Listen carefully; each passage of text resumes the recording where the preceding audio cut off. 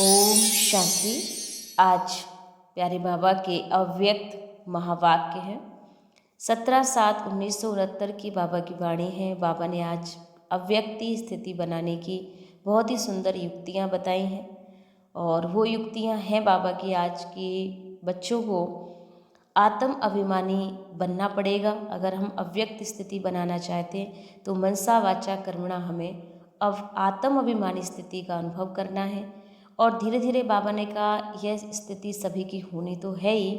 अब किसके अंदर में जो बात है वो बात भी आप दूसरे की मालूम कर लेंगे अगर आपकी आत्म अभिमानी स्थिति बनती जाएगी। फिर बाबा ने कहा कि आत्म अभिमानी स्थिति के लिए दूसरी बात, अपने को मेहमान समझना होगा, क्योंकि मेहमान का किसी चीज़ से बुद्धि नहीं लगती है। व्यक्त में होते भी आप अव्यक्त स्थिति को प्राप्त कर सकेंगे। फिर बाबा ने कहा जितना यहाँ मेहमान बनोगे उतना फिर वहाँ विश्व के मालिक भी बन जाओगे। इसलिए यहाँ जो व्यक्त भाव आ जाता है उसका कारण है अपने को हम मेहमान नहीं समझते हैं। चाहे वस्तुओं से अधिकार जमाए बैठे हैं, चाहे हमें किसी चीज़ से अटैचमेंट हो गया है, इन सब चीज़ों से हमें बाहर निकलना पड़ेगा।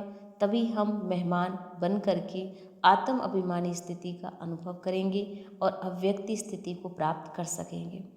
बाबा ने फिर कहा बच्चों को अपना बैंक बैलेंस बनाना चाहिए और बैलेंस बढ़ाना चाहिए कि कम से कम इतना होना चाहिए जो हम स्वयं तो संतुष्ट रहें लेकिन हम औरों को भी संतुष्ट करके भेजें। माने हमें इतना तो कमाना ही चाहिए कि हम खुद भी खा सकें और दूसरों को खिला सकें। ऐसा समय बच्चे आने वाला है कि भिखारी रूप में बहुत लोग, बाबा ने कहा, भीख मांगने वाले आने वाले हैं। तो इतने मांगने वालों को आप क्या देंगे जब आपके पास खुद ही भरपूरता से नहीं होगा। तो बाबा ने कहा कोई भी आत्मा असंतुष्ट होकर आपसे ना जाए, भले कैसी भी आत्मा आ जाए, लेकिन जो भी आपके पास आए बस संतुष्ट होकर जाए। तो ऐसी बातों पर बच्चों को चिंतन करना चाहिए। फिर बाबा ने कहा जैसे माँ बाप होते हैं, जब तक बच्चे नहीं होते हैं तब तक वो अपने प्रति ही कमाई यूज़ करते हैं, मौज करते हैं, लेकिन जैसे उनकी अपनी रचना आ जाती है तो फिर उनकी जिम्मेदारियां बढ़ जाती हैं कि अब मुझे रचना के प्रति भी कुछ एक्स्ट्रा बचा के रखना है, उनके लिए खर्चा करना है। तो सारा टाइम उनका अपने बच्चे के लिए ही जाता है, खर्चे पे जाता है। तो बाबा ने कहा आप बच्चे भी मास्टर रचयिता हो और आपको अपनी रचना का ध्यान रखना है, तो उसके लिए आप जमा करेंगे तब तो अपनी रचना का ध्यान रख सकेंगे और उन्हें संतुष्ट कर सकेंगे। तो इस तरह बाबा ने आज हमें अव्यक्ति स्थिति बनाने की बहुत अच्छी युक्तियाँ बताई हैं। इन पर हम सारा दिन अटेंशन रखेंगे। अब सुनेंगे बाबा की हम विस्तार से वाणी। अव्यक्त स्थिति अच्छी लगती है या व्यक्त में आना अच्छा लगता है? अव्यक्ति स्थिति में आवाज़ है और आवाज़ से परे रहना चाहते हो ना। जब आप सभी आवाज़ से परे रहने का प्रयत्न करते हो, अच्छा भी लगता है, तो फिर बाप दादा को व्यक्त में क्यों बुलाते हो? हर वक्त अव्यक्त स्थिति में रहें, उसके लिए क्या पुरुषार्थ करना है? सिर्फ एक अक्षर बताओ जिस एक अक्षर से अव्यक्त स्थिति रहे। कौन सा एक अक्षर याद रखेंगे जो अव्यक्त स्थिति बन जाए? तो मनसा वाचा कर्मणा तीनों ही व्यक्त में होते अव्यक्त रहें, इसके लिए एक अक्षर बताओ। वह अक्षर है आत्म अभिमानी बनना। और आत्म अभिमानी अर्थात अव्यक्त स्थिति। लेकिन उस स्थिति के लिए याद रखना पुरुषार्थ क्या करना पड़ेगा। तो बाबा ने कहा धीरे धीरे ऐसी स्थिति सभी की हो जाएगी। किसके अंदर में जो बात होगी ना वह पहले से आपको मालूम पड़ेगा, इसलिए प्रैक्टिस करा रहे हैं।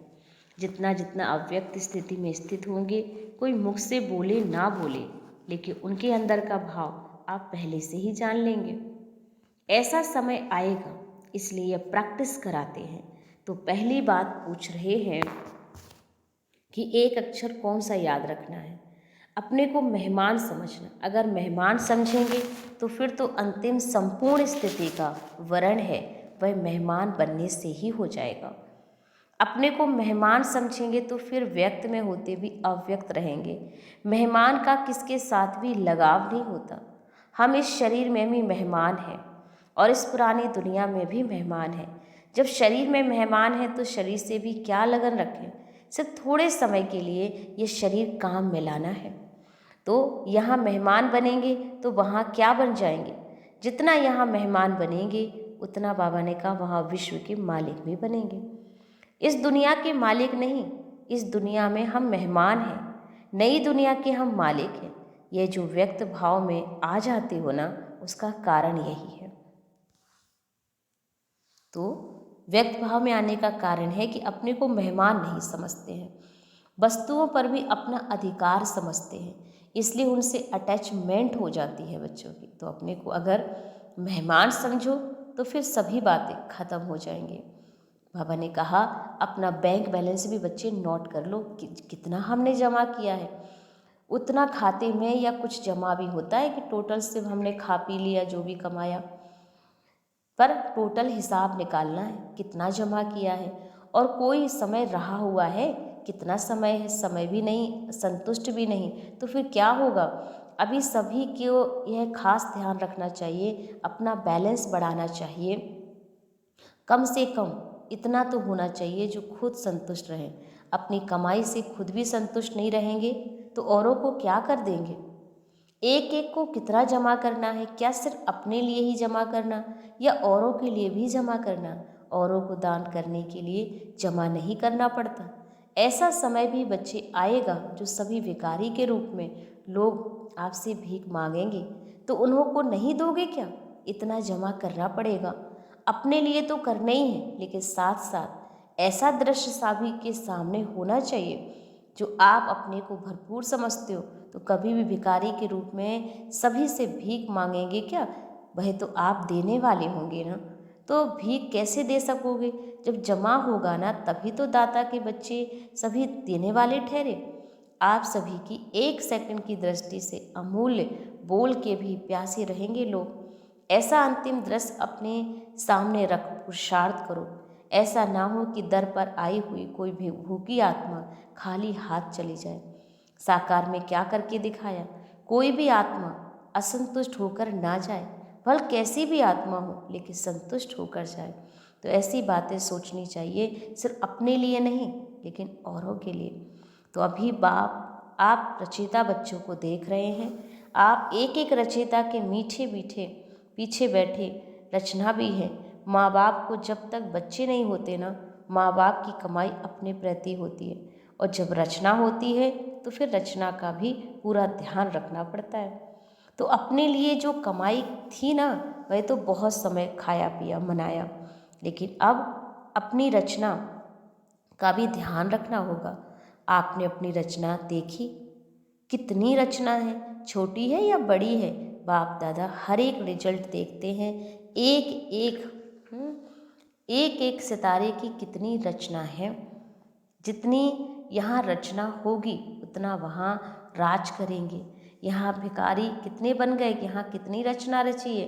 अपनी रचना देखी, भविष्य को जानते हो। रचयिता तो सभी, लेकिन बड़ी रचना की है या छोटी रचना की है, आज तो बड़ी की है। तो बड़ी रचना के साथ फिर जिम्मेवारियाँ भी बड़ी होनी चाहिए। तो बाबा ने आज खास हमें अटेंशन दिला दिया। पहला तो अव्यक्त स्थिति बनानी है, तो हमें बाबा ने कहा आत्म अभिमानी स्थिति का अनुभव करना पड़ेगा।